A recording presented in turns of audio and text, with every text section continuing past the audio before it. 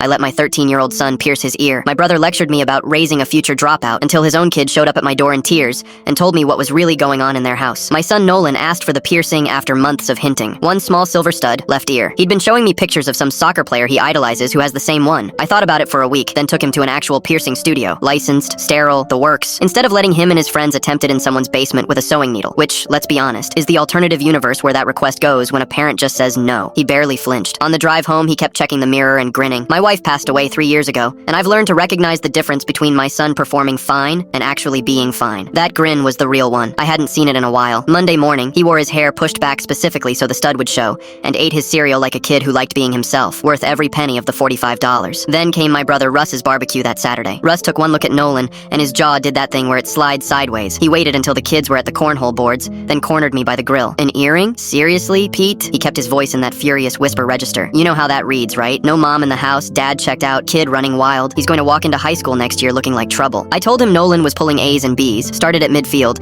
and had held my hand at his mother's funeral like a 40-year-old man. He waved all of it off. It starts with an earring. You're his father, not his buddy. The rest of the afternoon was a slow drip of comments. Interesting choice? Guess rules are optional at your house. Every time Nolan's ear caught the sun. Nolan was quiet on the drive home. Then, at a red light, Dad, does Uncle Russ think I'm a bad kid now? I told him the truth, that the earring looked sharp, and that grown men sometimes aim at the wrong target when they're mad at something else. I didn't know yet how right I was. That night, I called my mother to vent. She listened, then went quiet in that way that means she's deciding whether to hand me something heavy. Pete, Russ is drowning right now. Turns out my niece Ava, 14, honor roll, the kid Russ holds up like a trophy, had been caught skipping school 11 times this semester. There'd been a shoplifting incident the family kept quiet. She'd stopped eating dinner with them. The school had recommended a counselor. Russ shut it down because Delaney's handle things in-house. He'd been calling mom late at night panicking, and then showing up at barbecues with a scoreboard. My problem was an earring. His problem was his daughter disappearing in plain sight. 2 Fridays later, Ava rang my doorbell at dinner time. Eyes red, backpack on like she'd walked the whole 2 miles. Nolan didn't ask a single question, just set a 4th place and slid the pasta bowl toward her. And somewhere between garlic bread and dishes, she started talking. The skipped classes were panic attacks she didn't have words for. The older girls she'd fallen in with made the fear quieter, and the shoplifting was theirs. But she'd taken the fall because losing them felt scarier than the trouble. She couldn't tell her dad because everything I do is either perfect or a disaster. There's no room to just be messed up for a minute. Then she looked at Nolan's ear and said the thing I'll never forget. He asked for something and you just listened. Nobody freaked out. That must be so weird. I called Russ that night, not to gloat, just to tell him his daughter was safe at my table,